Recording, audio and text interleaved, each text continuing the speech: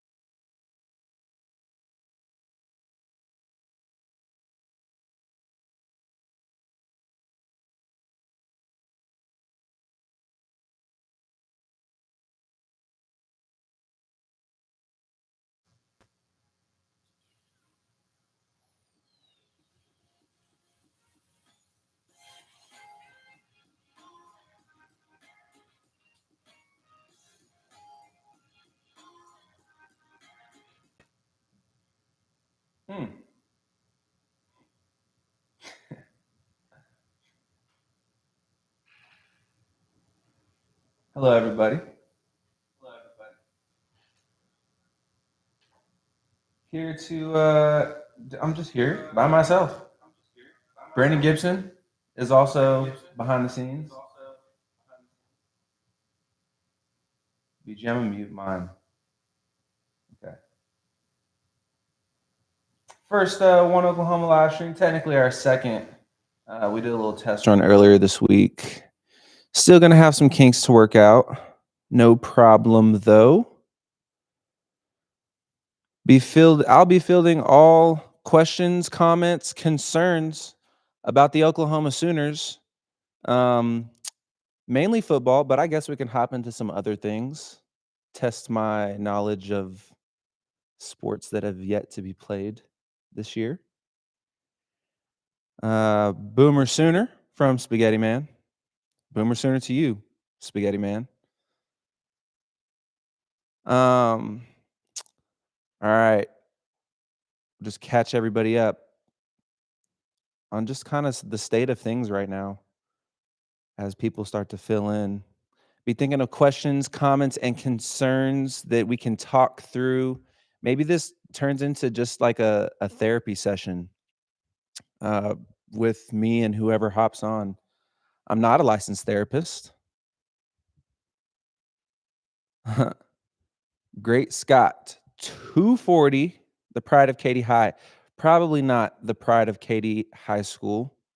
I think that title belongs to Adam Taylor or Gary Joseph. That is the pride. But anyways, Oklahoma made the playoffs. Everybody called me crazy months ago when I said that when I said that Oklahoma would win a national championship, and now here we are in the playoffs, maybe up or down a spot or two in the next week, and we have a really legitimate shot to make the playoffs or to make the national championship. It's still a hard path ahead. Don't get me wrong.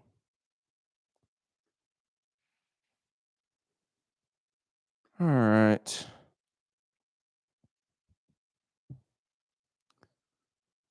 Questions, comments, concerns, please, anybody. Oh, hello, Corbin Bifford. Hope I'm saying your name right. Who would you most like to see OU play in playoffs, whether it be favorable matchup or historic program? Honestly, I would love to see us play Notre Dame at home. I think a home game would be great. Home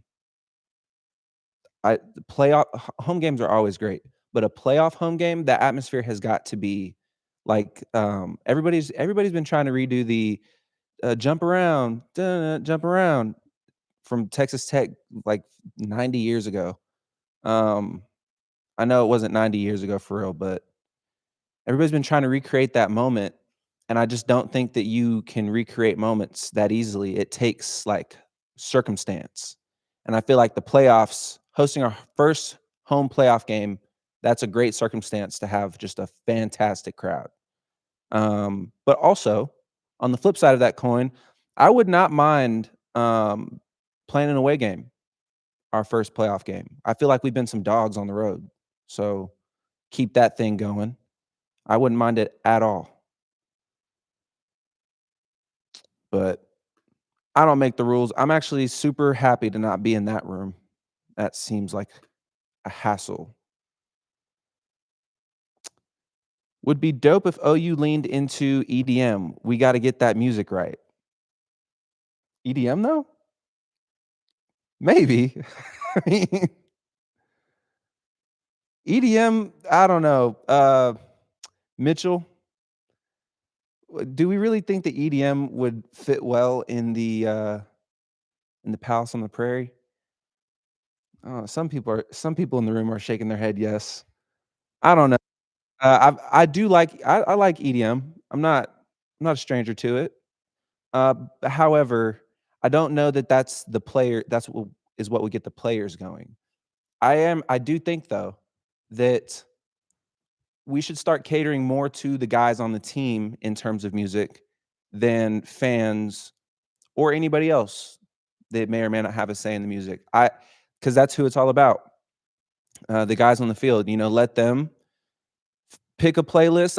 I think there needs to be some guardrails. This is still a family environment, so we can't just have, MF this, so and so's a B, blah blah blah. It can't be super crazy, but I do think we can toe the line a little bit. It's if the guys are hype, the crowd will be hype. Similar to like look good, feel good, play good a little bit. Yeah, Mitchell's promising me that it would pop off, but I'm not saying it wouldn't. I'd have to see it to believe it is all I'm saying. Oh man, the music now is awful. Rocket Max, what's the problem with the music? Okay, I didn't read the second half of his comment. I'm 100% in agreement with you. Needs to be current and player picked. I do agree with Isaac though that Many Men is fire going into the fourth quarter. But that's a great example of what we're all talking about. Player picked. It gets the guys hyped, and when the guys are hyped and jumping around and making plays and excited, then obviously that bleeds off into the fan base. Everybody on the TV can feel it. Everybody in the stadium can feel it. We just need to keep that rolling. We'll all of a sudden throw in like, you make me want to shout after Many Men. That's crazy. Why would we do that? All right, whatever. Make me want to shout. That it's a great song on its own, I think is what I'm saying. But not after Many Men.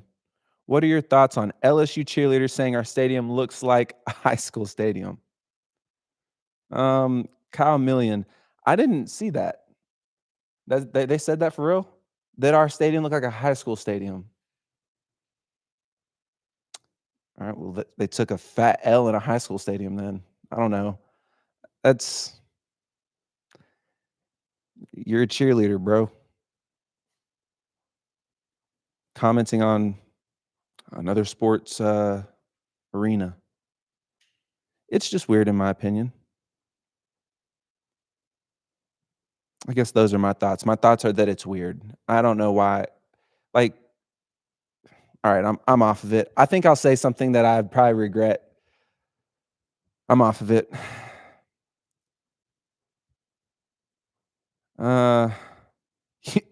You need to get 50 Cent there for the playoff game. I love the thought. I do love the thought, but we don't got the money for 50. We just don't. Sorry. I want 50 Cent might, if there was some type of like trolling aspect of 50, if there was skin in the game for 50, I don't even know that we could pay him to come here.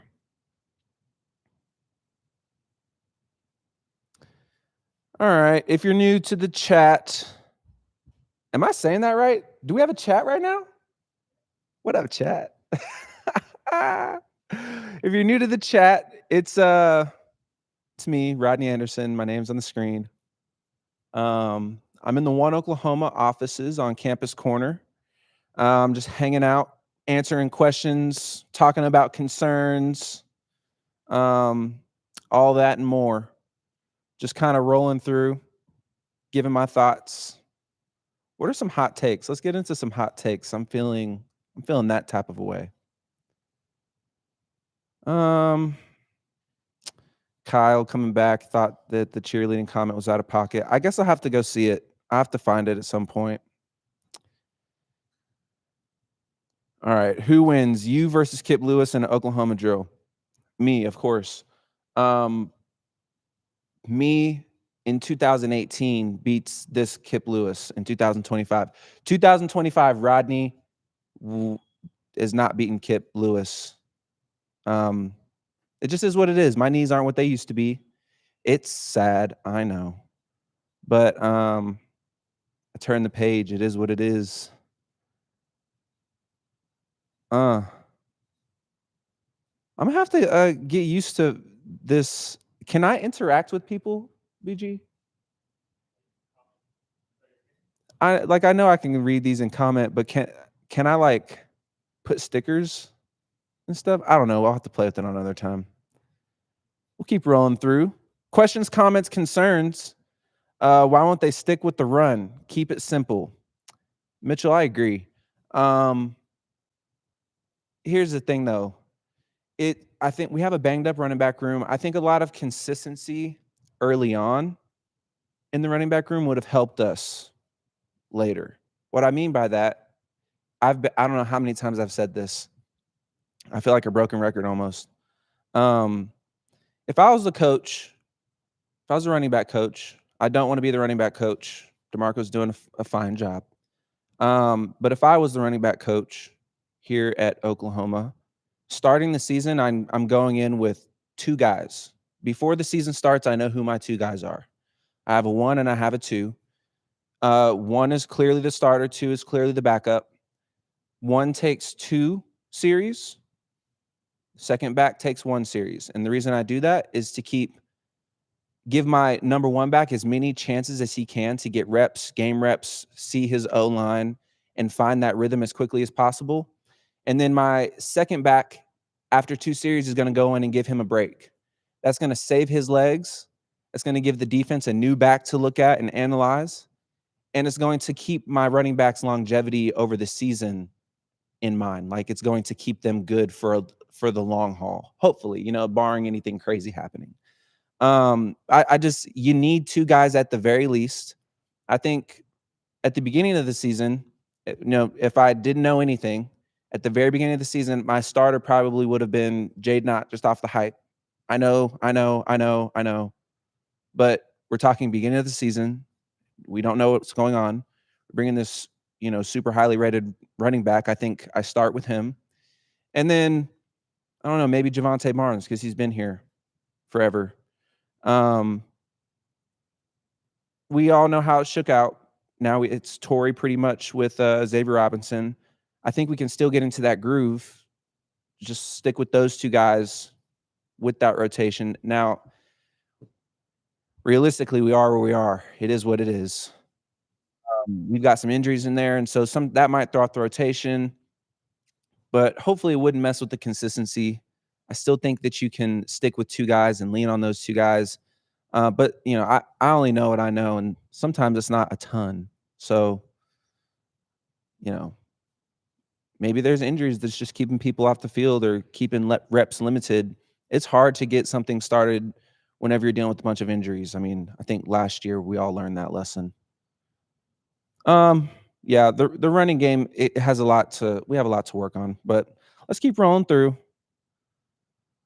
12s, hope I'm saying your name right. What's the problem in the running back room? We're talking about it. I don't know. What do y'all think? I'm putting this back on you guys. Like, what's y'all's answer? I kind of feel like we are where we are right now. Offense is what it is. We might not. I don't think we're going to be just some, air raid attack offense. We don't have much of a running game. I don't think we're going to be a running game, a running team either. Our running attack isn't crazy. We just need to be serviceable at this point. I think if we can be a serviceable offense, we can win a lot of games. I think we'll be fine.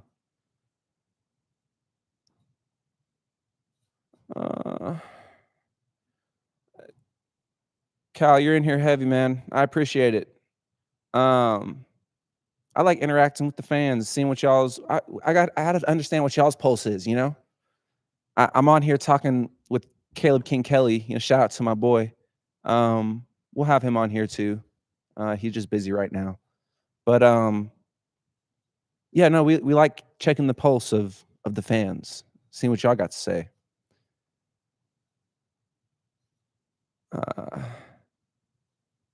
Oh man, I had a question.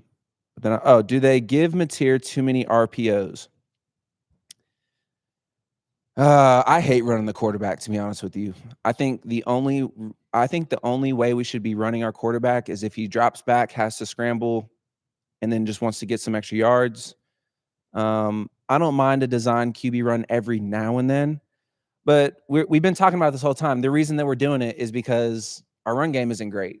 You know, um, you know, we've got to make sure that our running back has to be a threat. If our running back is a threat, then it only spreads the offense that much more. It gives John's running, like when it is a design QB run, if our running back is an actual threat and he riding that pocket, riding that exchange a little bit, they've got to respect the running backs. That's going to pull everybody down to that side. He can pull and have much cleaner running lanes, or much cleaner passing windows, passing lanes, whatever.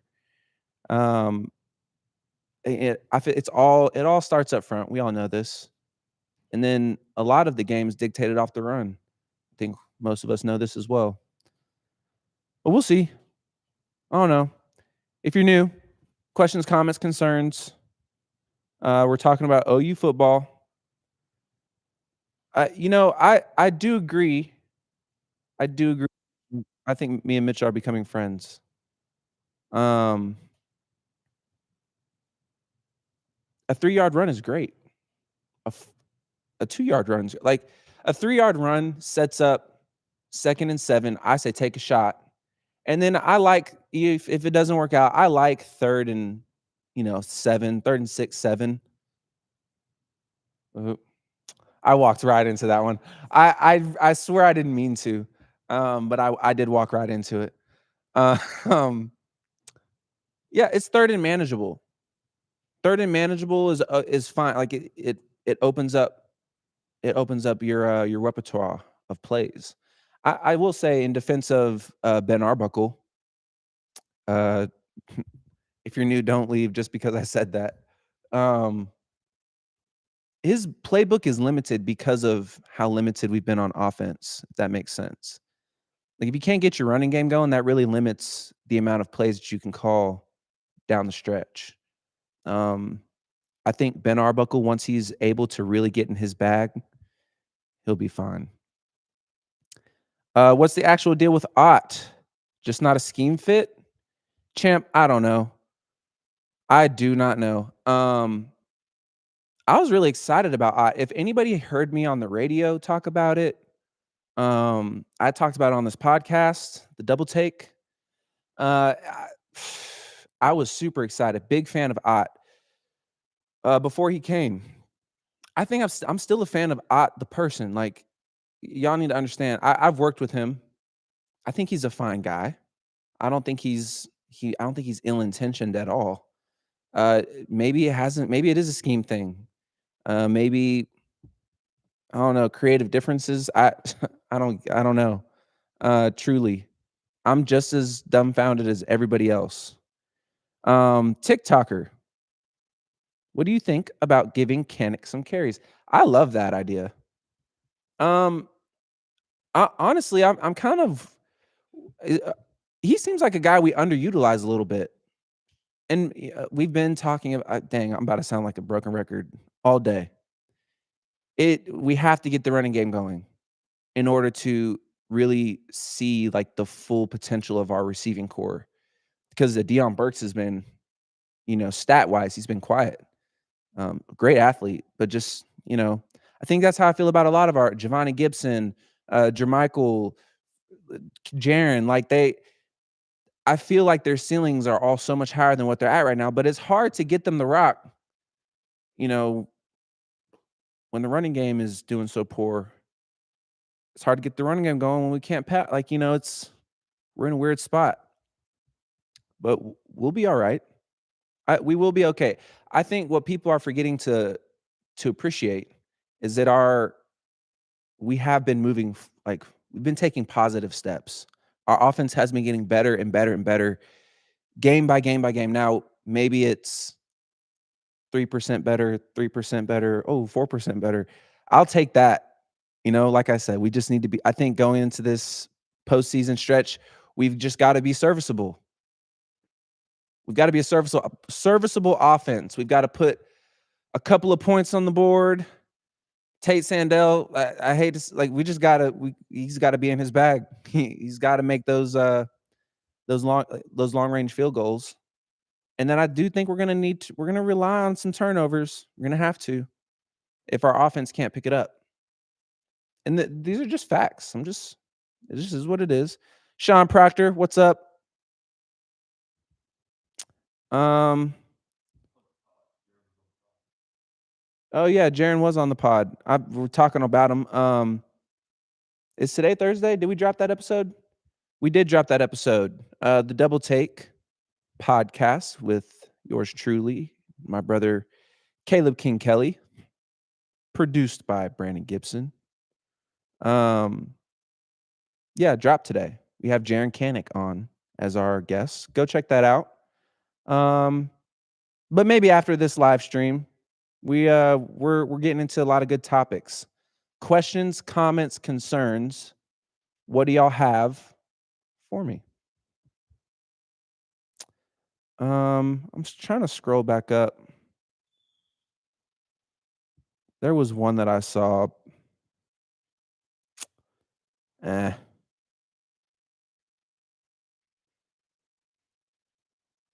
Mateer Thumb is still not 100, probably not 75.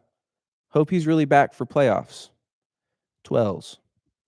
I hope I'm saying your handle right. 12s. It's TW3LLS. I just assume it's an E. 12s. I definitely think there's something, or maybe not something wrong with John Mateer's thumb. It's just healing from surgery that he had not a month ago. Like surgery, people forget this surgery. People they take a really sharp knife and cut into your body. That's what surgery is. It sucks, and it's a huge mental. It's a hurdle to get over. As somebody who's had countless surgeries, I've had 4 ACL reconstructions just in my right knee alone. Let me tell you something.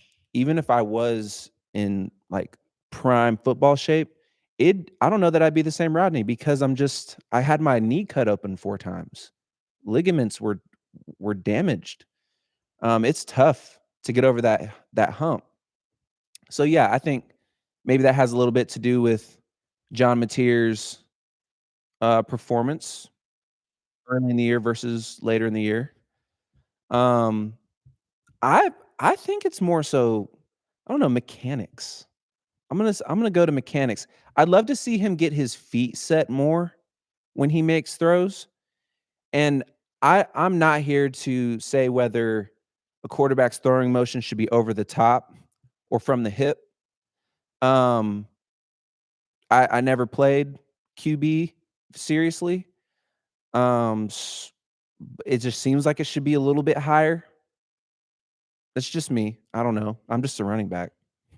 I'm an old running back. So what do I know?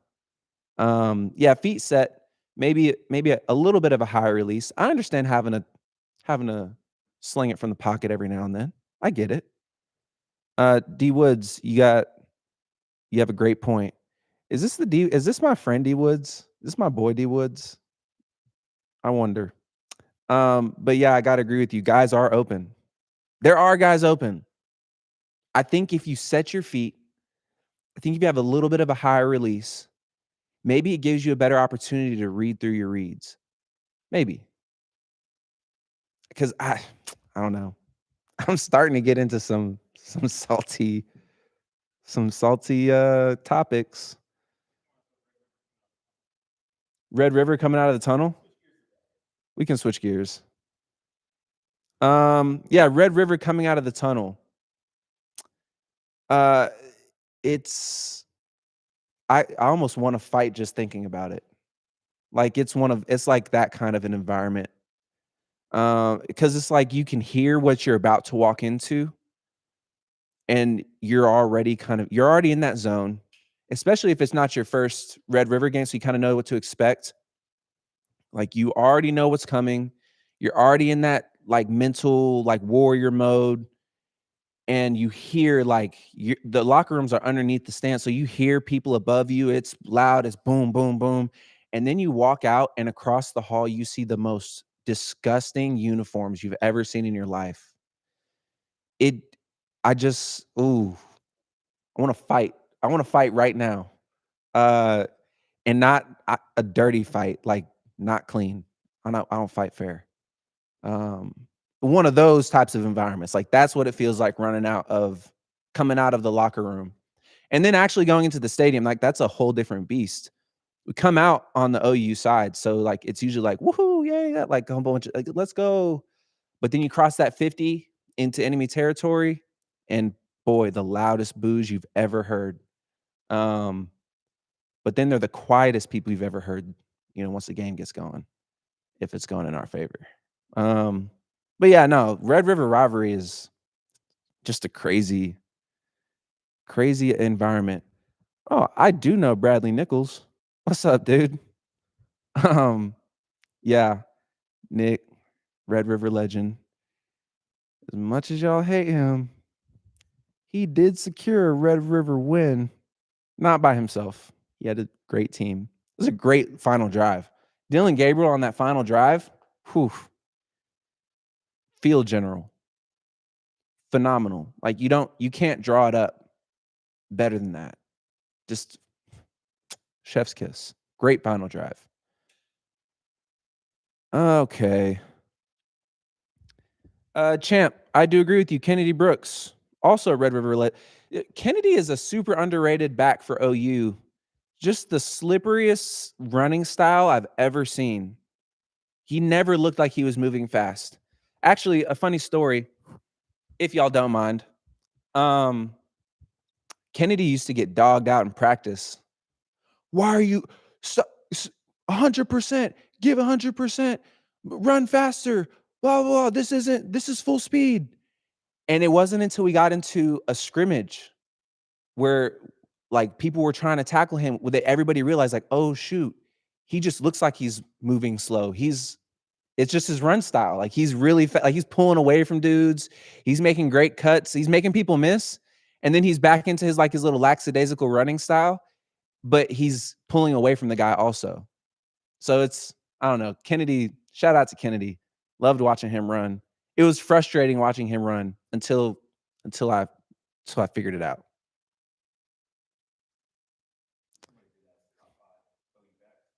Top 5 OU backs. Got to be Adrian Peterson number 1. Dang. Adrian Peterson number 1. I'm not gonna put myself in this because I'd put myself at number 2, just because I'm that kind of a competitor. I get it. I'm probably not really number 2, but you asked me, and I'm just that type of competitor. So, but no, for real, Adrian Peterson. I think I'm gonna go Joe Washington. Like he's my dog, man. DeMarco Murray.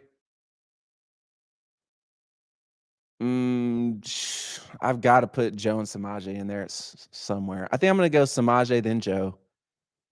Is that 5? Okay. I was prepared to go like 4 more names, but whatever. Dang, because I'd love to throw Kennedy in there too, honestly. Brennan Clay was a monster. Yeah, and I don't know. That's a tough question. I think I have a good top 5. What do y'all think about? Oh yeah, Billy Sims. How do you forget? Gosh damn it. Look, I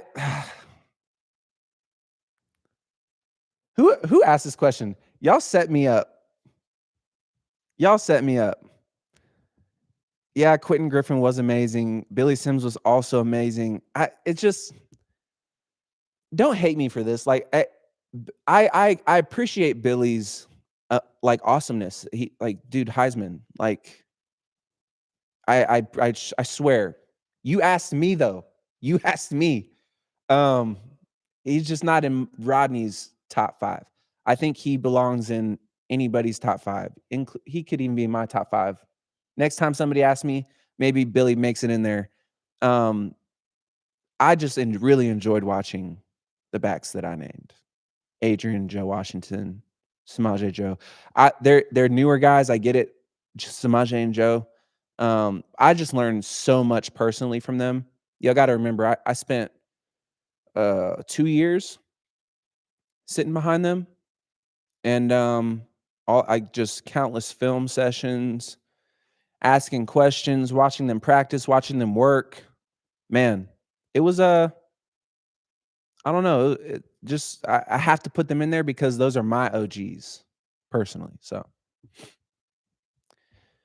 Webstar, what do I miss the most about playing? Um, I think I just miss the camaraderie, honestly. Now don't get me wrong. Excuse me. Don't get me wrong, scoring in front of all these huge crowds, dude, there is not much. Talk about something that can get your head just super big. I used to love to just score and look into the crowd, just kind of take it in, because everybody's on their feet, everybody's cheering and screaming, saying your name. Like there really is nothing like it. But if I missed one thing from the game, if I could step back into the game and just get one day of one thing, it would be just with my teammates in the locker room. Teammates in the locker room after a win. There's just nothing like it. I mean, because you set out to go do something, you accomplish it. You know what you put on the line. You know what's at stake. It's just nothing like it. You know, you get to be goofy. You get to just take a load. We won. You know, like cherish it for a moment because the next day you're gonna go right back into practice, right back to the grind. So, anyways, let's see.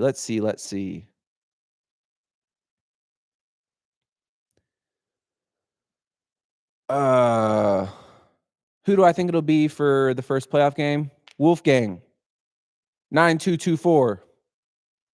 I said earlier in the show, Notre Dame. I do think it'll be Notre Dame. I hope it's home. If we get bumped out of hosting a home game, I was saying earlier that I honestly, truthfully, seriously, I think we're really good away. Like we're really good at playing away games.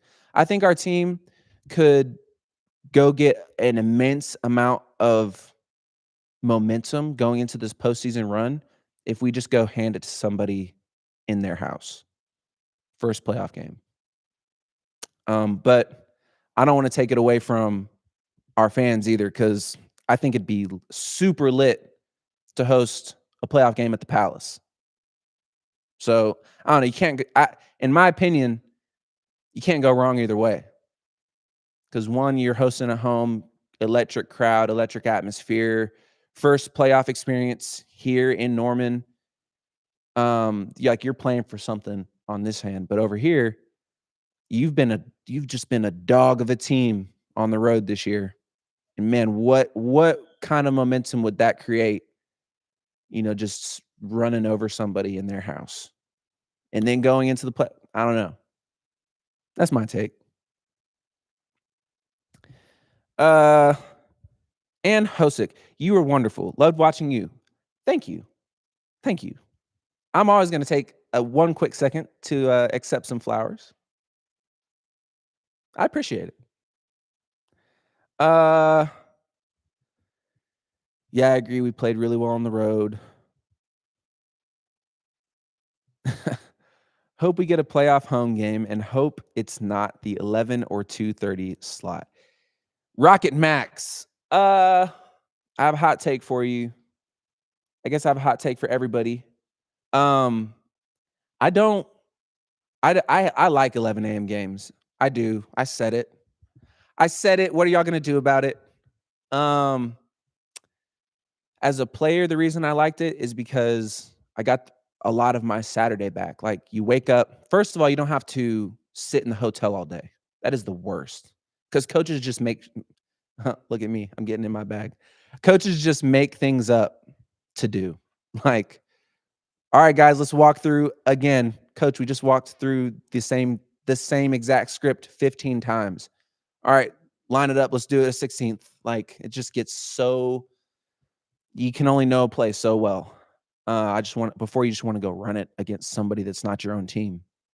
So that's number one. why I don't like 11 a.m. games, or why I do like 11 a.m. games. You just get to wake up and take care of business. Number two, I get my Saturday back, dude. As a student athlete, y'all know. I hope y'all know. Everybody always talks about it. Student athletes are busy. Class and academics is the same thing.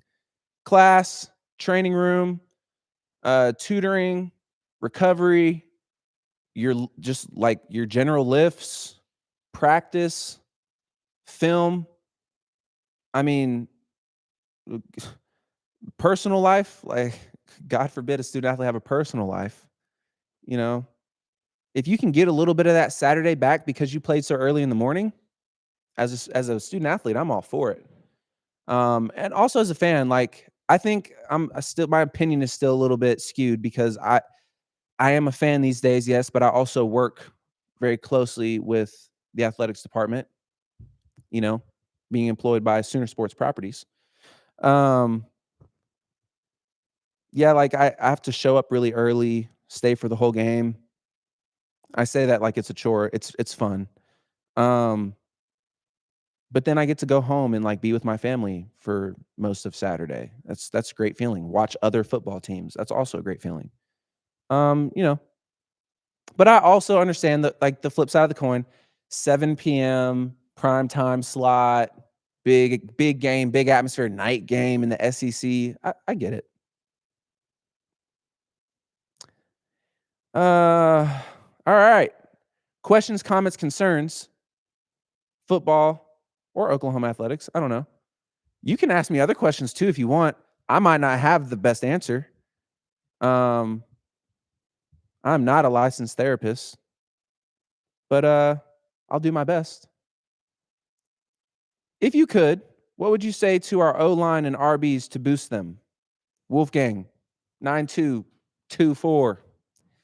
Wolfgang, I don't know. I think I honestly wouldn't say much to our O-line. Hear me out.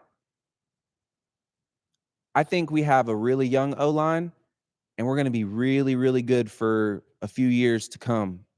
So let Coach B cook. Let him do his thing. Trust me on this. As somebody who's had a Coach B made offensive line from when they were freshmen, a couple of older guys on there, all the way through, like, give him some time. Trust me.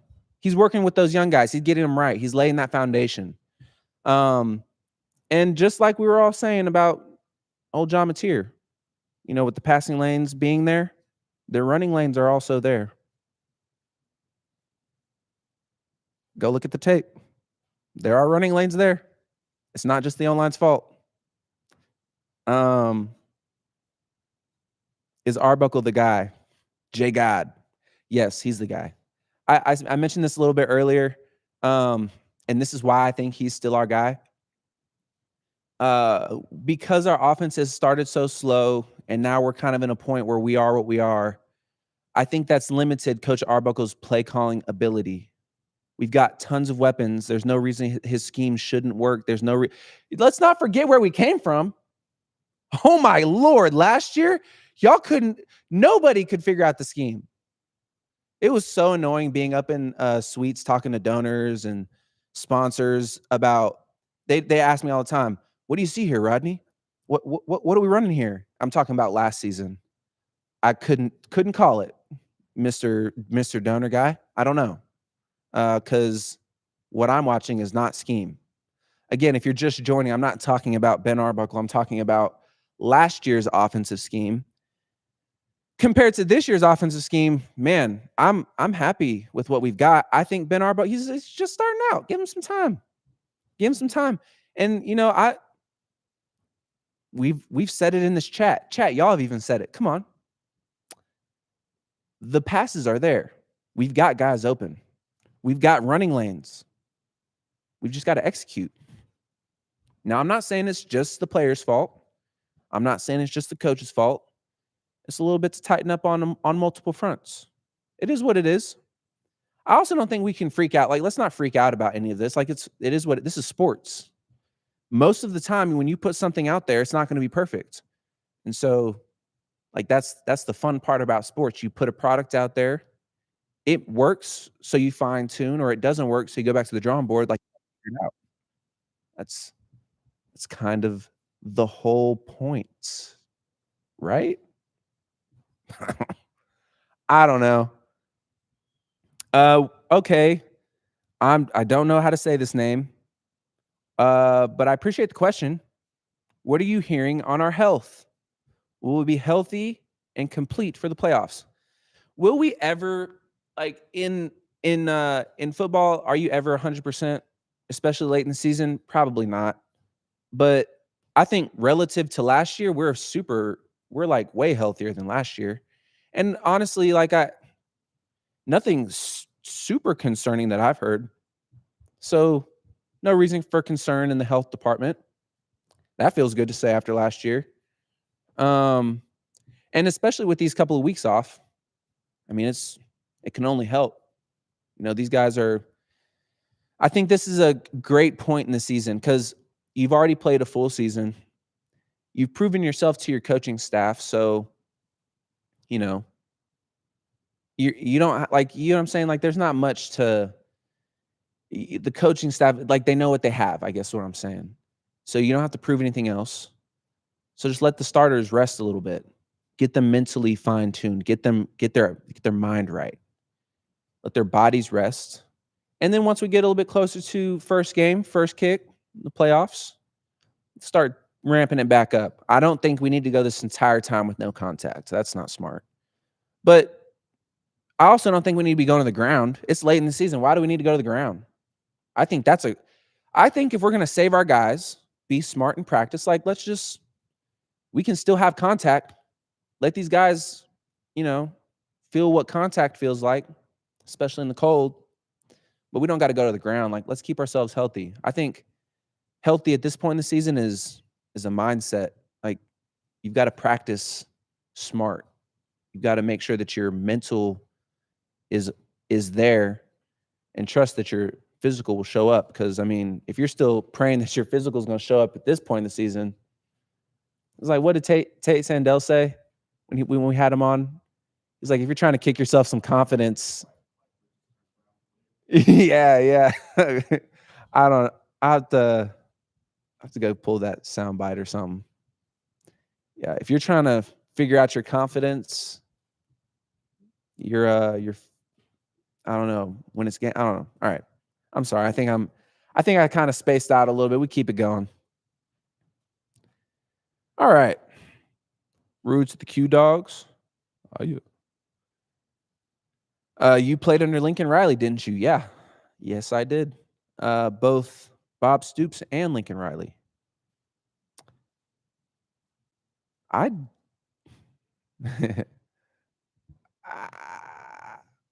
not going to say anything. I was going to start talking about Lincoln. Never mind. I wasn't going to say anything crazy. I actually like Lincoln.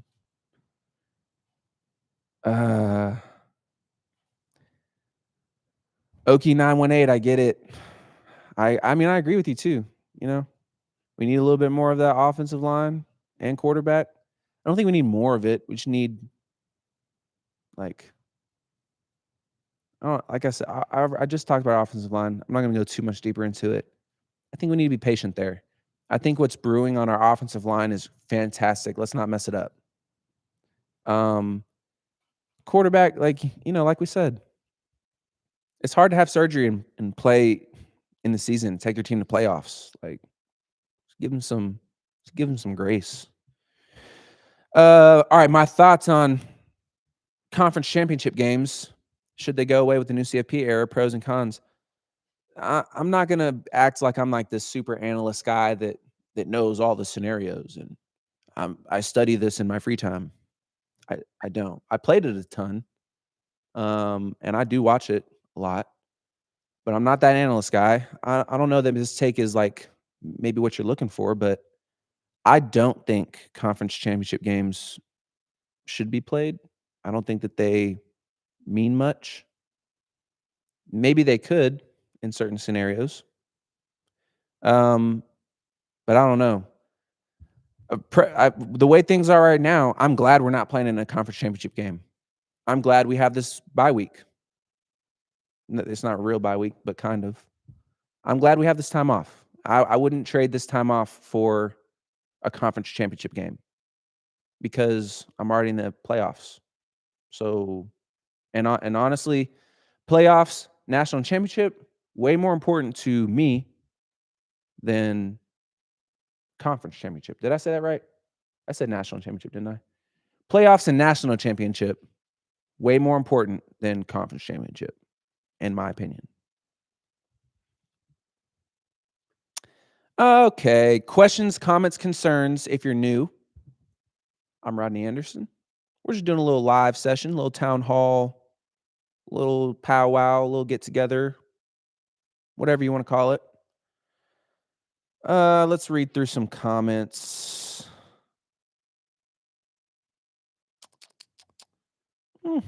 I like that we're interacting with each other in the chat. This is fun. Yeah.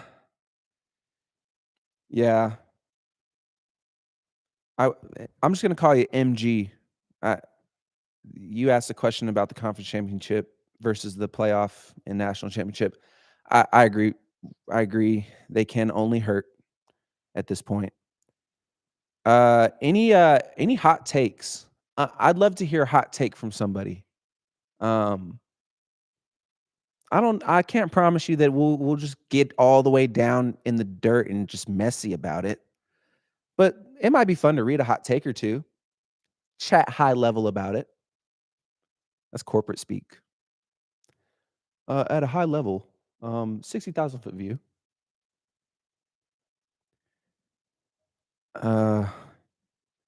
Let's see.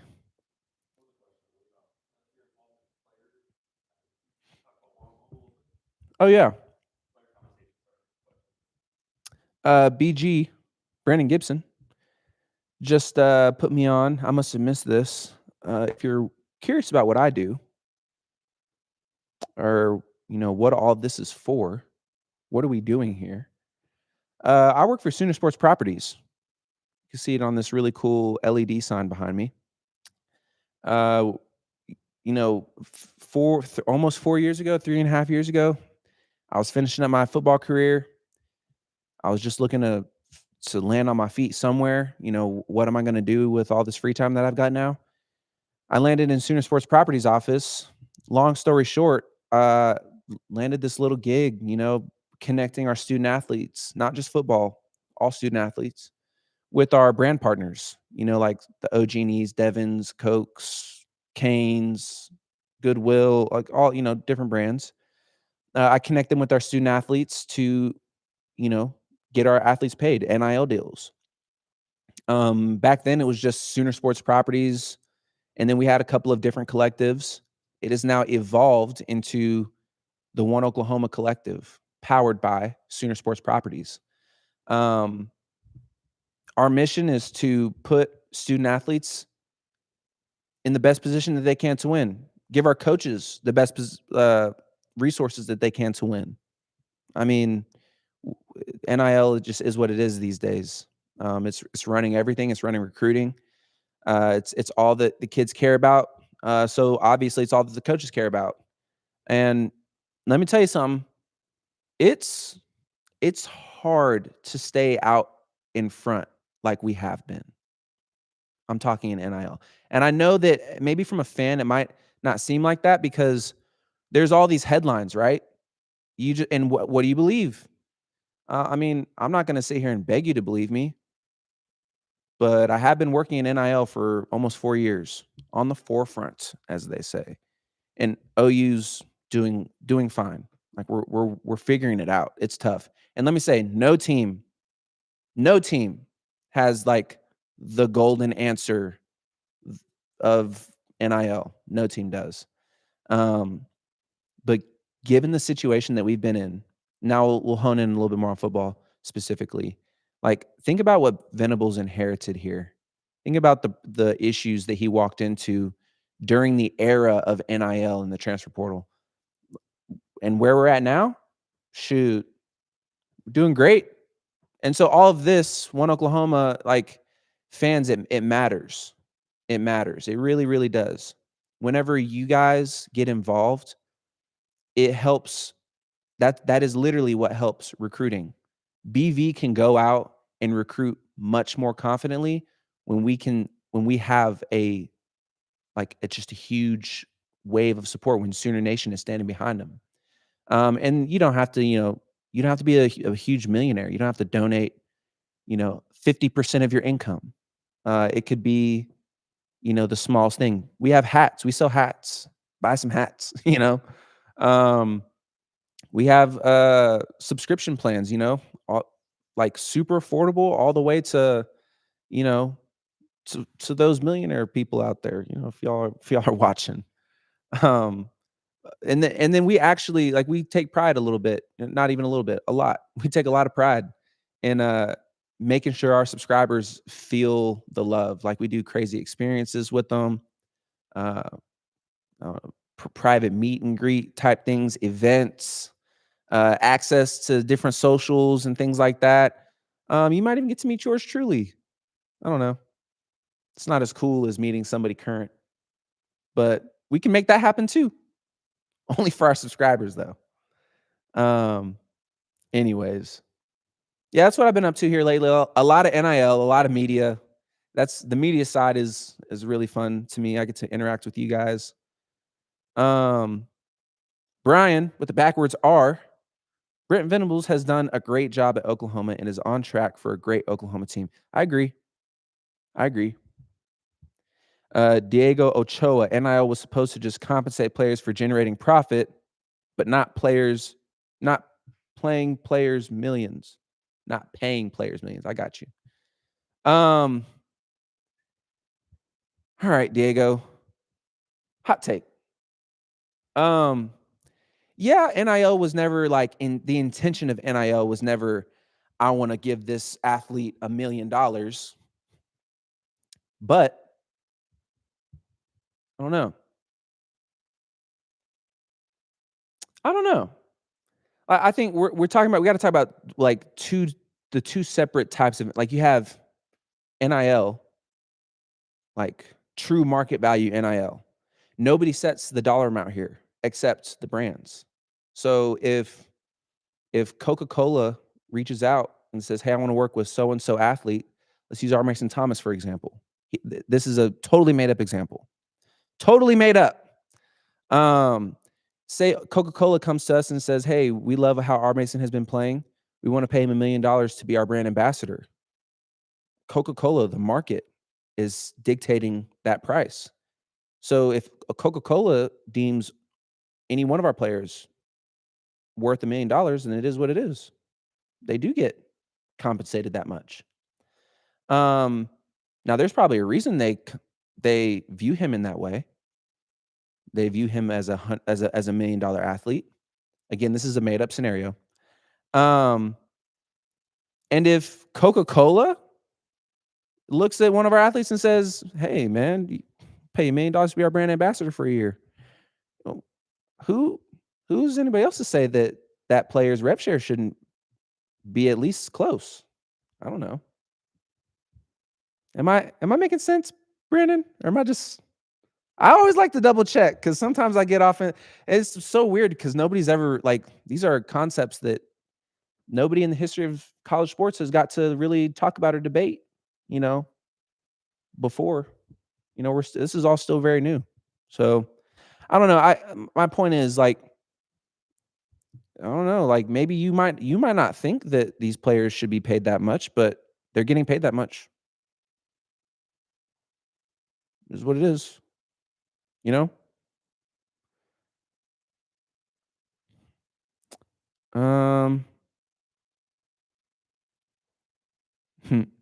Hokey 918. Listen, I know this is kind of a crazy question, but as of right now, who do you think is a good running back this year as far as yards? It says yards training. I think I understand this question. I'll just say who I think our best running back is this year. Torrey Blaylock. I think Xavier's really come on back half of the season. But Torrey really impresses me as a true freshman. I think he might be able to benefit a little bit from watching an older guy. That's what had me so excited about Jay Knott, man. Was it Kent State he got those couple of carries? Yeah, and he was patient, bro. You don't teach that like that. I don't think it's a skill thing with Jay Knott. You don't teach that kind of patience. You don't. The way he was moving through, you don't teach that. But my point, I think if Jaden panned out to be like that kind of back, the back we all thought, Torrey would have benefited a lot from watching a veteran back. But I think experience is just as good, and he's getting a lot of it this year. So I just hope he stays relatively healthy. Running back it's a bruised up position. It is what it is. You're gonna have those bumps and bruises, whatever. Brian, I saw something for you. How do we get involved with NIL? How do we donate to the Oklahoma NIL booster funds? What you mean is the One Oklahoma Collective. Just go to oneoklahoma.com. We have all of our subscription levels on there. We have our merch is on there. Anything that you do on oneoklahoma.com will benefit student athletes. Any purchase you make, anything that you sign up for, subscribe to on oneoklahoma.com will benefit. That goes directly to our student athletes. Don't get it twisted. We've done a lot of work around here to make sure that all of this is not paid for by y'all's money, because we need y'all's money to go to the student athletes, right? All of this was taken care of on the back end by some very hardworking individuals in Sooner Sports Properties. So shout out to Sooner Sports Properties. Like, for real, they do a lot of behind the scenes work. But yeah, go to oneoklahoma.com. That's how you get involved. It's super easy. Super easy. All right. Let's keep it going. This is fun. When Texas Tech stole that softball pitcher from us, they proved money can buy championships. Appreciate. Now, I appreciate you, MG. I appreciate you because you're aware and you get it. Yeah, no, it's just the era we live in. I don't really want to get into the whole, oh, is it right? Is it wrong? I miss the old days. It is what it is. You know, things change. That is life. That's life. It is what it is. A lot of Blaylock fans in here. I like it. MG, we talked about it. Whereas I don't know. I mean, I know where he is. He's here. He's at the facility. He's in Oklahoma. Where has his talents been? I don't know. But I want to make it clear though. I'm not a Jay Knott hater. I don't like the hate that he's been getting on socials. And guys, I promise, I'm not one of those like social media softies. Stop picking on him. Like, I'm not that guy. But I do think that there's a lot of I do want to stand up for him, because it's not as simple as like, oh, he's just not like, it's deeper. It's got to be. And I also don't know. So it's crazy of anybody to just be riding so hard on a whim. Maybe what you're saying is true, maybe not. Man. Rodney, what do you think offense needs to do to get on track? Potentially bringing Natty back to OU. Oh, man. It's so simple. We've talked about it. But I'll answer again. No problem. We need to get our run game going. I'm really tired of seeing of us having to run our quarterback, but we've got to. We can't get the running game going. I'm really tired of having to throw so many screens. I'm so tired of screens. But we've got to. I mean, how else are we going to get our players in space? I do wish we'd take a few more shots. We've got some great athletes. Deion Burks, crazy athlete. Jermichael Carter, or yeah, and I said, I mean, him too. I mean, he's a great talent. I was going for Javon Gibson though. Either one of them, tall, big bodies. I'd love to get them involved.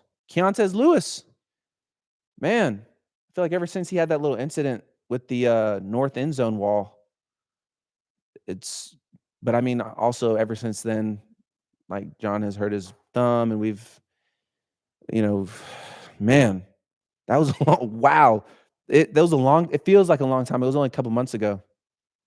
Yeah, I lost my train of thought, Brandon. Where were we? Oh yeah, getting the offense going. Yeah. Oh yeah, those receivers. I'd love to see some shots down the field. I think that somebody said it in here.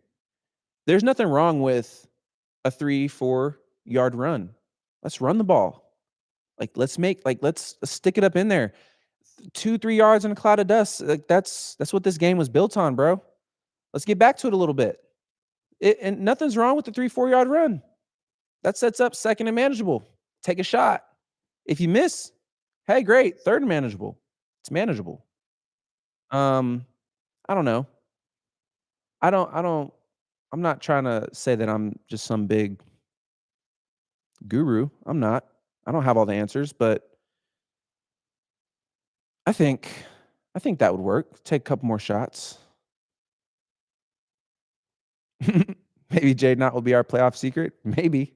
Boy, wouldn't we all be shocked? That would honestly be really, really crazy play. Man, I'm here for it. I like exciting, dramatic things, especially in sports. It's awesome. Do I agree with Teddy that the RPO has to go? No. I think you keep the RPO, but we just run it a lot. It's just a lot. And can John Mateer run? Yeah, he's got good legs. He's not a running quarterback. What is a running quarterback? Can we define that first? Running quarterback to me, Kyler Murray, Lamar Jackson, freaking Michael Vick. Those are running quarterbacks. A quarterback that has the ability to run, that does not make you a running quarterback.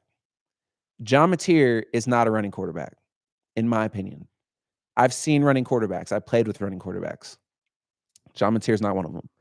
His legs are good enough to get him out of trouble and good enough to get downfield. Might even be good enough to get a touchdown or two, but as many times as we've done the quarterback draw, he's not that guy. I think he just, we've talked about it.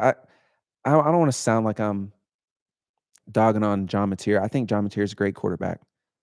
I have been holding this Carmex in my hand forever. I'm going to use it real quick, if y'all don't mind. Okay.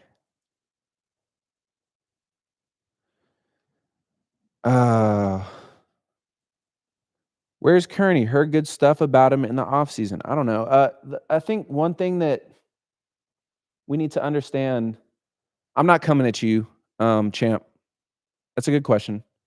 But one thing that we need to understand, though, is sometimes when rosters get set, that was your opportunity. You only have so long to earn that spot, right? You only have so long to prove yourself, to make yourself relevant. And then once that spot's taken and once somebody's in that spot, your window has closed.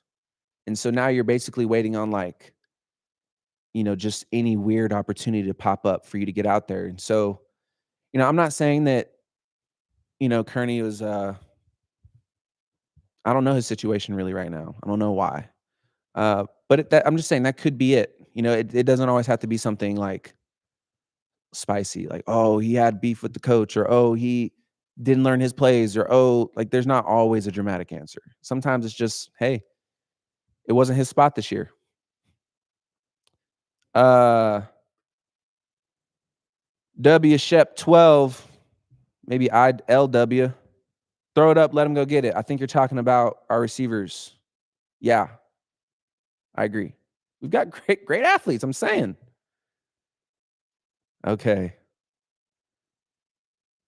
Brian and Wolfgang, are y'all fighting over if Baker was a running quarterback or not? He's a little bit different. I think I have him in a different class, honestly. Because do I think he's as talented of a runner as like Lamar Jackson, Kyler Murray? No, I don't. But he's got the tenacity to make up for it. I think he'll stick his nose in there. Maybe he doesn't have any business doing it, but he'll do it anyways. And I think that might be what makes him a type of running quarterback, a special type of. He's, like I said, he's different. What do I think Oklahoma is best at offensively? It's a great question. And it brings up something that I've been meaning to say, but I keep forgetting. I think we are really good at short to intermediate, like quick routes. I think we've shown, like, man, we can snap the ball, turn, make a 3-yard throw, put our player in some space, and make something happen. Like Isaiah Satania, 10-yard dig. Deion Burks, little 3 to 5 yard slant. Meshing concepts. Jaron slips into no man's land. Like those short to intermediate passing routes, something that hits quick. I think we've been pretty decent at. Now, what I wish we would do more, this is the point that I've been forgetting to say. I really wish when we make good plays, we keep our foot on the gas. I feel like sometimes big play, or how about this? Big run play, 15-yard run play, followed by shot play, 30, 40-yard pass. Get up there, screen. What? Nah, push it. Keep pushing. Slant. Freaking, I don't know. It seems like sometimes we'll have a little bit of momentum rolling, and then we just take our foot off the gas, and like we do something at a slower pace. Am I tripping on that, y'all? Y'all let me know. Am I tripping on that? I feel like we could definitely like speed things up.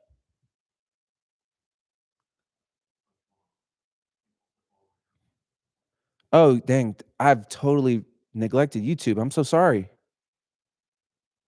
Oh, man, we've been going in. All right. Let's hang out on YouTube for a second. Ooh, I see some talk about the officials already. Yeah, officiating has not been great. Straight up. Oh, man. Yeah, I'm have you been paying attention to the YouTube stuff? Guide me if I'm getting off topic. I think we're talking about refs right now.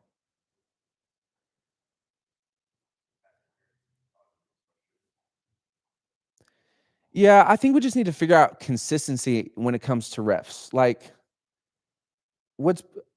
pass interference is such a hard thing to talk about. Like Jacoby, I'm thinking, was it last against LSU? That was the bogus one, or was it the game before that? I think it was Mizzou, where I remember him coming they were coming towards the south end zone, and the dude turned for the ball, and Jacoby was tracking, like his eyes were on it. He turned too. It almost looked like the receiver was the one that pushed for separation, and they threw it on Jacoby. My point being, like, there was nothing egregious at all. There's too much inconsistency with refs. I almost feel, I'm not going to say that. It's too much and not football related. All right, for refs, there needs to be higher standards. It needs to be hard to be a ref. I heard, is this true? Somebody keep me honest. I heard that refs at the college level, it's like their side hustle. It's not even their main thing. At the pro level too?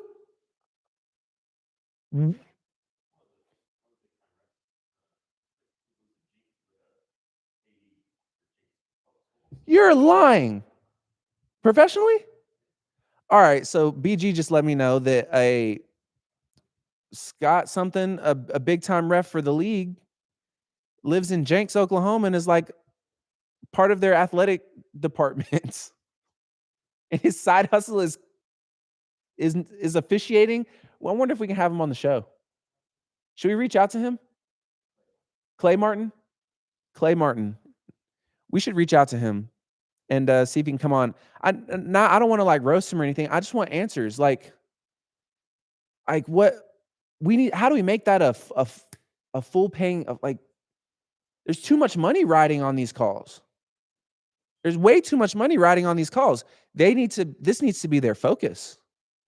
They're making calls that are fining players thousands and thousands, hundreds of thousands of dollars every weekend. There's too much money on the line to leave the game up to somebody's side hustle. Now, I'm pretty sure they're probably getting paid well for the side hustle. Maybe they need to get paid a little bit better. Whatever it takes, man. Like, we need good officiating. It's too much money. Too much money riding on it. I appreciate all the love. I do appreciate the love. I like doing stuff like this. It's fun. We'll have Caleb on here too, so it won't always just be me. It might just be me though. I love this take by a TP. I think it's just Grr. Bunch of R's. Rodney, I believe Ott will help us in the playoffs. He has a full tank and just needs a few carries to show it. Boomer. Sooner. I agree. I don't know if if that was always the plan. I don't know about that, but he does have a full tank. Rod, what's your favorite run scheme? Power GT? Am I tripping? What is that? Huh? Oh, okay. Guard tackle. I've never seen it referred to like that.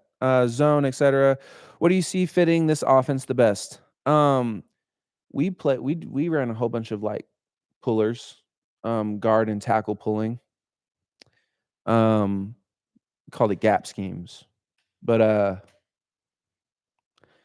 here, like earlier in this live, I was talking about how young our offensive line is and how good that is for us. A dude like EPL pulling with I don't care what tackle comes with him. I'm running behind that all day. All day.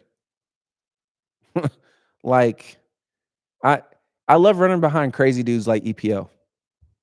He's not like really crazy, but when his helmet's on, he's crazy. Love running behind dudes like that.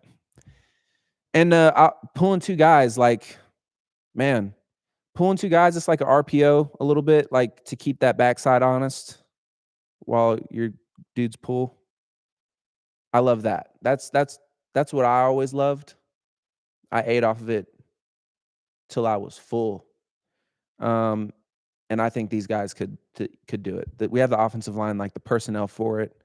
I think we have the backs for it. I'd love to see Torrey just pick up a smidge of patience and get behind those two pullers. Whew. I think it'd be fun. I don't know about you guys. Ott hates to block and it shows. Hey, I also hate to block.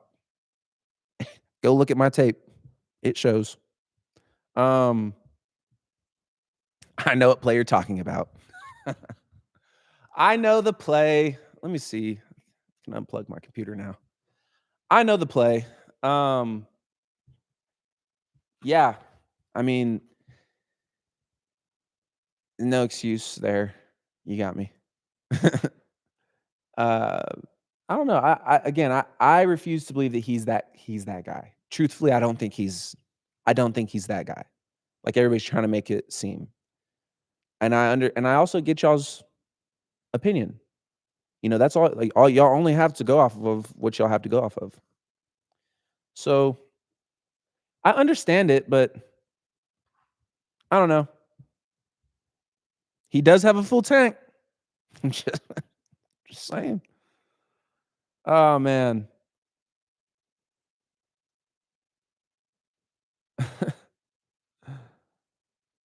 uh TP Gur. Oh, TP. I get you. I get you. I get you.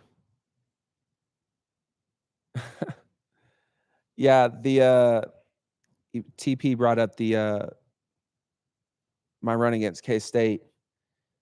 I've also told this story before, but not today. So I'll tell it for you guys. Okay. The Kansas State game in 2017, I straight up, I just started to play. I had just started to play. And so I was in my mind, I was like, I've got to score everything. Everything's got to be a big run. Everything's got to be a big play. Everything's got to be a touchdown. Because if I don't, they'll pull me again, and I won't get another shot to play. I've got to score. So that was my whole mindset. Once I finally started to get meaningful snaps, and just to make a really long story short, I was in the zone. I was in my bag. Like you couldn't pay me to get out of my zone. So much so that I didn't hear the call on that play that I scored. It was a regular run play, but there was a tag on the back of it to let the whole offense know that, hey, it's going to look like a run play, but we're not really going to run it. We're just trying to position the ball to the middle of the field so that our kicker, Austin Seibert, can make a really easy field goal. It wasn't really easy. It was pretty far, but I had faith in Austin. But I didn't hear that tag. And so everybody on the team is running, let's get it to the center of the field. I'm running in the regular play. And so it's not being blocked by our offensive lineman the way that I'm thinking it's going to be. So that's why it gets strung out. The only thing I did that whole play was a good stiff arm. That was about it.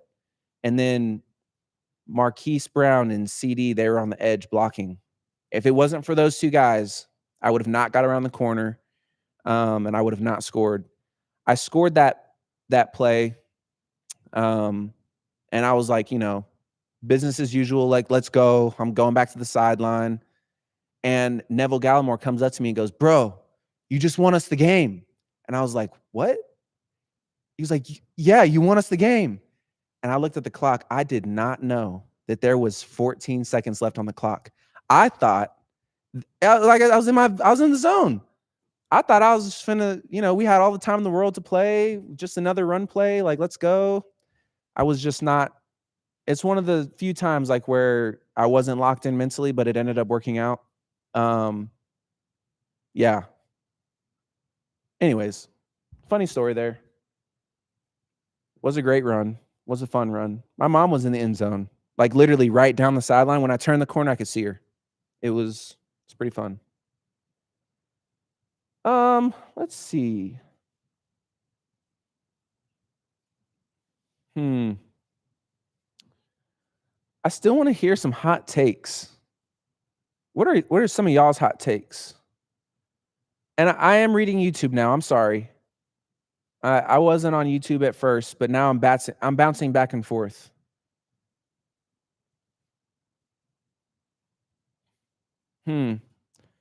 Robert Polson. Is DeMarco hard to play for?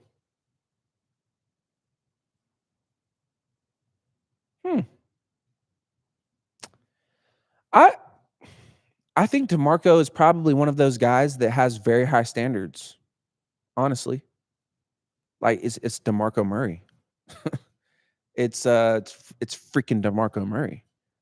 He's gonna have probably extremely high standards. And so yeah, it probably is difficult to be a running back in his room, but difficult in a way that you would want. Like one, it's DeMarco Murray, so he's gonna recruit really good in the running back pool. So you're gonna have a room full of dogs to go compete in, which is what you want. And he's a perfectionist type of guy. Like he's gonna expect you to know your assignment perfect. He's gonna expect you to, not make mental mistakes, not put the ball on the ground, that kind of a thing. So is it tough to play for him? Probably. It's probably tough to play for any coach on the Oklahoma staff. You know? Now I get it, like magnifying glass on DeMarco because our running game has been kind of difficult this year, but I don't know. All right. Hot takes. I see some coming in. I usually try to screen them before I read them, but I think I'm just gonna read them. I won't. If it's bad, I won't reply to it because I do have to keep working here. Or I'd like to at least. All right, I'm just gonna read them. Hot take from Hunter. John Mateer and the rest of the offense clicks like they did pre-injury during the playoffs. Oh, that's a good hot take. All right. I love that hot take. It backs up a point that I said a little bit earlier. We've been making, is it the offense that we all would love to have and see? No, but we've been making positive steps. Why not this first playoff game? I like it. Hot take, John Mateer leads OU to a national championship. I love it. I love it. That was my hot take at the beginning of the year. I got roasted for that hot take. But now, what y'all got to say about it? Me and Sooner Cowboy 706 think we're right. Hot take, Hawkins is not the answer. I've seen enough between last year and Kent State this year. I like that you brought up Hawkins, Jonathan 214. Because I think I agree. I don't love when teams get into like the flip-flop situation, like, oh, it's this quarterback one year, or this quarterback one game, this quarterback the next game. Or, hey, this quarterback is balling, but then, so he had an injury, so he's on his way back. Let's just switch him out. Like, I don't like that. Pick a guy, ride out with them. Now, there is a time to pull somebody. There is. But we haven't hit that this year. So I don't think we need to jump to Hawkins right now or at all until it's like apparent. And everybody will know when it's apparent. If we're talking about should he, then he shouldn't. We'll know when it's time. If that time ever comes, which I don't think it will. Hot take. Another hot take from Hunter. Opening drive of the playoffs, John Mateer goes 6-6 and gets a passing tee to Kanik. Hunter is sunshine pumping. I love it. I'm an optimistic guy too. Yeah, that'd be great. Is he going 6-6 on the opening drive at home or away? I saw a scenario, or at least I talked through a scenario where we could play down in College Station. That'd be lit. Again, I would love to play in our home stadium for the first playoff game. But I do think that we're dogs on the road, so I'll keep saying that. Hot takes. We're doing hot takes right now.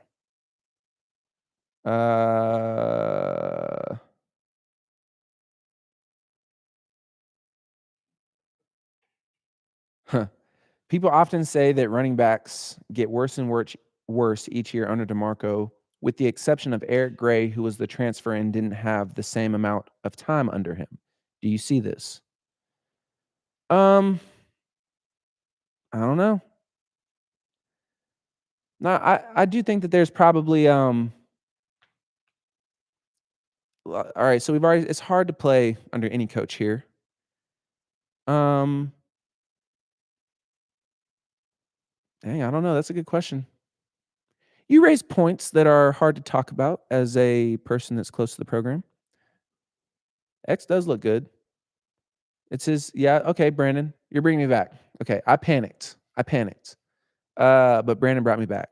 Yeah, X is an exception to that rule. I mean, I think Tori's working out. That's another exception. He's caught fire pretty quick. Yeah, I don't think DeMarco is the problem. I don't. But I don't know. I'm also not in the building. Haven't heard anybody talk about Isaiah Satania. Yeah, what do y'all think about him? He's honestly been the best. One of our best offensive weapons this year. I just wish, man, if I could have, this is my, I don't know if this is a hot take. Not really. It's just an opinion. If I could get one play back this entire year, one play, it would be the Ole Miss punt return that Isaiah Satania fumbled. And I'm not bringing it up to like throw shame on Isaiah. He's a great guy. And he's a phenomenal athlete who needs to continue getting chances to house the rock. That being said, man, if I get that play back, I just say, hey, man, fair catch it. Do everything that you did. Just don't hurdle. Before you hurdle, just go down or something. Because, boy, the momentum in that place was bumping. Against Ole Miss, too, I think that's probably what we needed to get that game. We win that game, I think, if we get that punt return. We don't fumble that punt return. Anyways, yeah, I agree. Number 5 is a straight baller. Number 5 is keeping us alive. I shouldn't have even brought that up. That's so negative of me. I shouldn't have brought that up. Isaiah Satania is a phenomenal athlete. We're going to be fine. He's going to be fine. We're good. I've been bumping back and forth. We'll take a few more. I've been on here for some time. How long have we been going? Woo-hoo! Shoot. This is fun. Huh? All right. We'll hit a couple more. All right. Let's go back to our regular. Thanks for the hot takes. I appreciate it. We'll go back to our regular I don't know, not hot takes, questions, concerns, comments. What do y'all got? We're going to wrap up. We'll do this again. This was fun. I haven't been on TikTok in a minute. Let me go back to TikTok. We're live right now. I should have said this earlier. Oh, well. We're live right now on TikTok and YouTube. Either one is fine. I'm bouncing back and forth between the two. I'll get better at that. I promise. It's my first time doing a big boy live. This is cool. Let's see.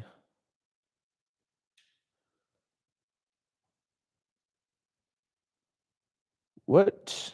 More odd questions, guys. I get it. I'm not mad at you guys.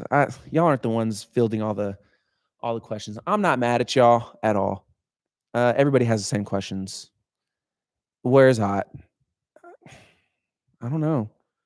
I do think that Jay Knott is a good running back. I just don't, for whatever reason, here it's not been the answer.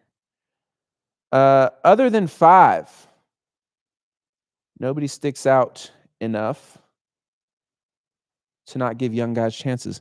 Garrett Gaines, explain yourself. I don't know. I just need more. I need more context there. Explain yourself a little bit. Isaiah Satania obviously is doing great. He's probably our big playmaker on the offense for now. I'm not taking Burks off the field. I'm not taking Giovanni Gibson off the field. I don't know. I just need more context. I don't disagree with you or agree with you just yet. Just need more context. Do I have any more years of eligibility? Nope. Listen, I'll say it now because I think we have somewhat of a pretty good crowd in here. I'll say it so that everybody hears it.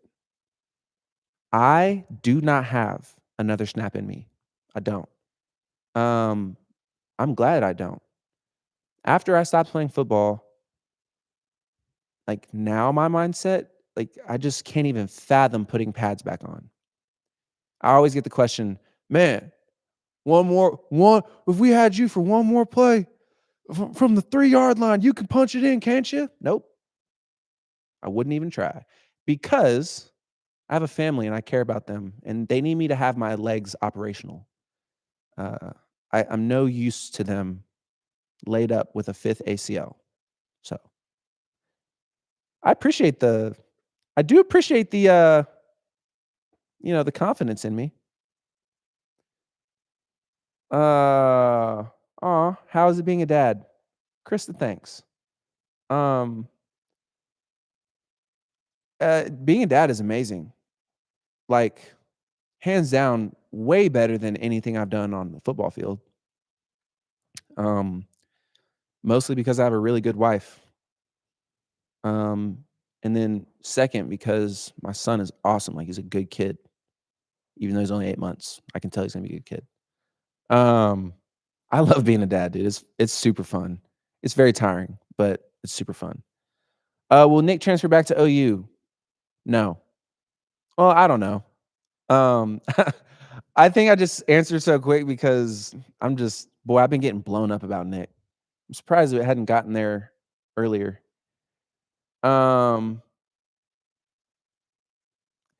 Yeah, no, Nick, look, guys,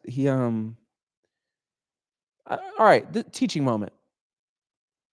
We are in an era where student athletes transfer. It is what it is. It could be personal reasons, monetary reasons. I don't know.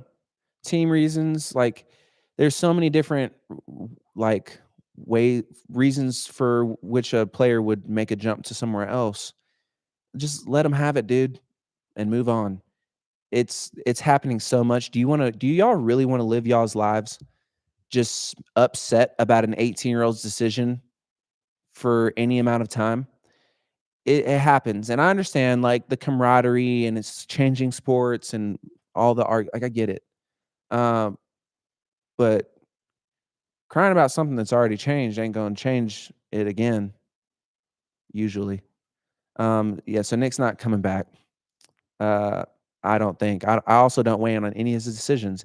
I'm a resource for my brothers, but I don't tell them to do anything. It's not the kind of relationship we have. He loves I will say this, like, most players that leave, there are contentious reasons and things like that, but most players that leave still have friends from that team, still have great relationships with coaches. Like, they're leaving because of personal reasons or something that they couldn't control or whatever the case may be. Nick still has Nick loves the guys here. Nick loves the coaches here, and vice versa.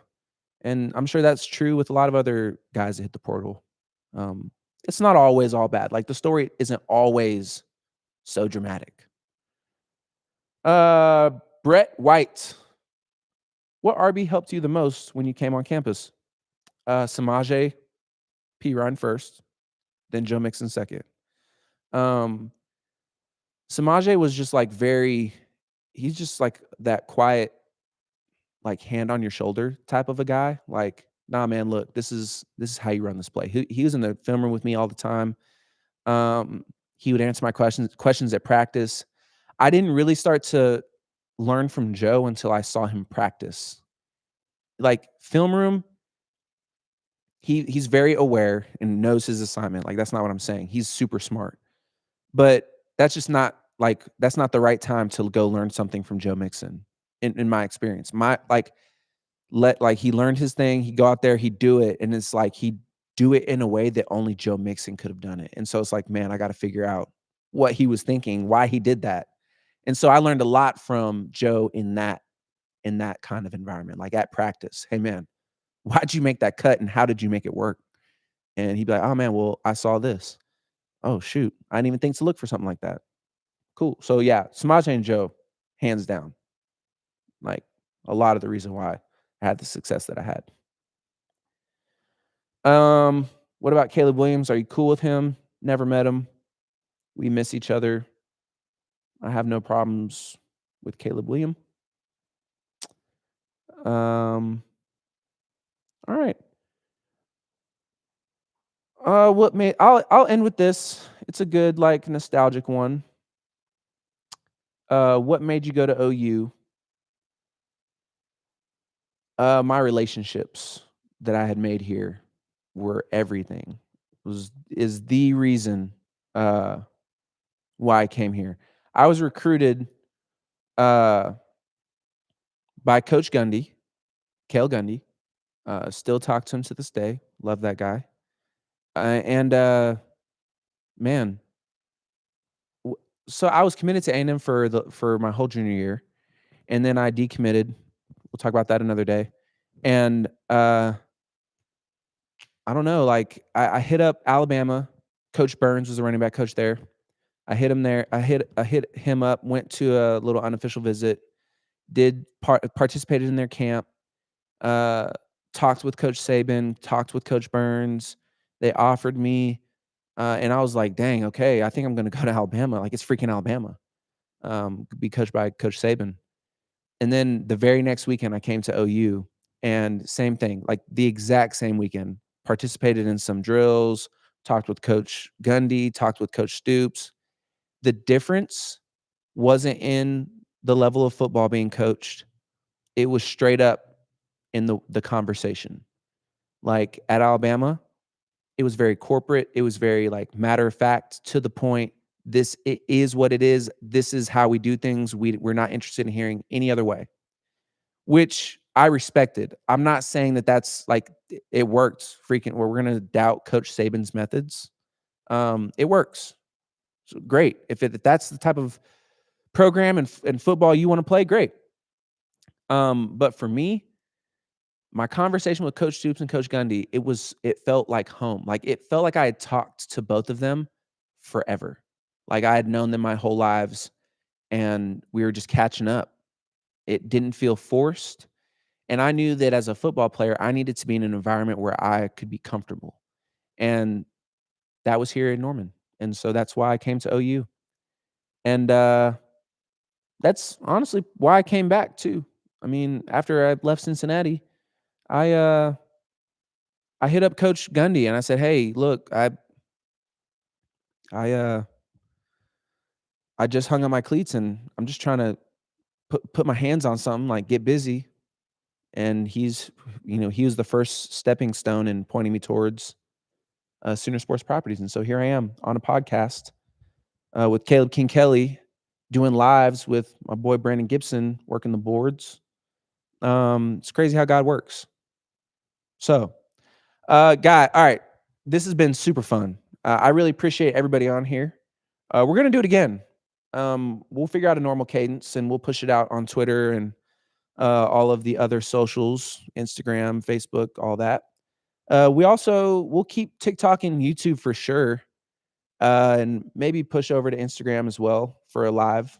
And yeah, oneoklahoma.com for all of your NIL needs. If you want to support players, if you want to get involved, like I said before, oneoklahoma.com, that is where you do it. Other than that, be looking out for more from the Double Take, more from these, powwows, live sessions, chit chats, whatever. Yeah. Did I miss anything, Brandon? All right. It's been a lot of fun. I appreciate you guys. Have a safe weekend. Boomer.